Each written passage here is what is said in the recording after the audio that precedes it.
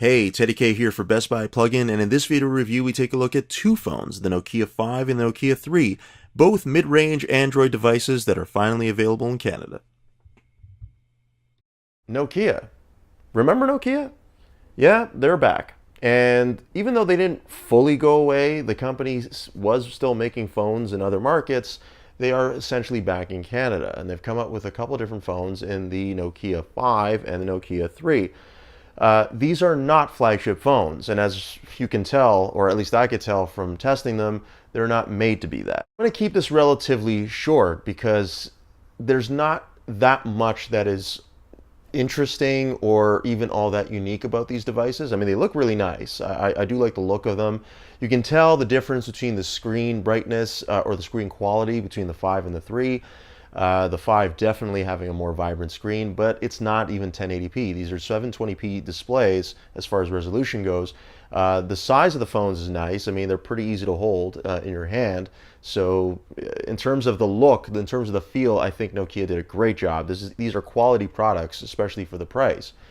However, when it comes to performance, here's the key thing you need to take away.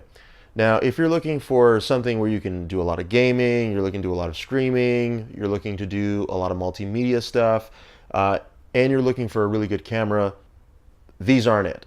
These are not made for that type of usage. Multitasking, as far as it generally speaking, is fine. The problem is that the phones slow down considerably when you start doing more and more and more at the same time. The components inside just aren't strong enough for that.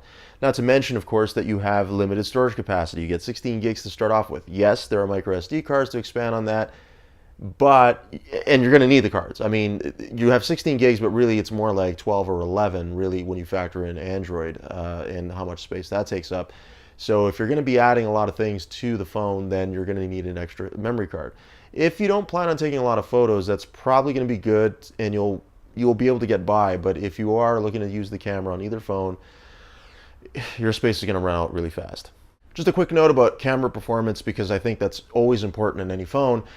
Neither of these is a particularly strong shooter. A lot of the images come out underexposed for some reason. There is a manual mode that you can use, but it doesn't actually allow you to control shutter speed and ISO, which would impact lighting in the photo, or how much sensitivity you're going to have to light. So in that respect, you have limited control over what you can shoot, and ultimately the results do suffer for it. I'm just going to sum it up like this.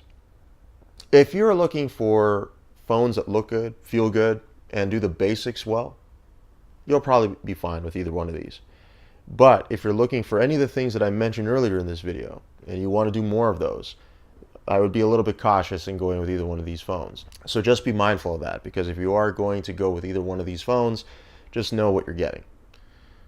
And that's my review of the Nokia 5 and the Nokia 3. For Best Buy Plugin, I'm Teddy K. Thanks for watching.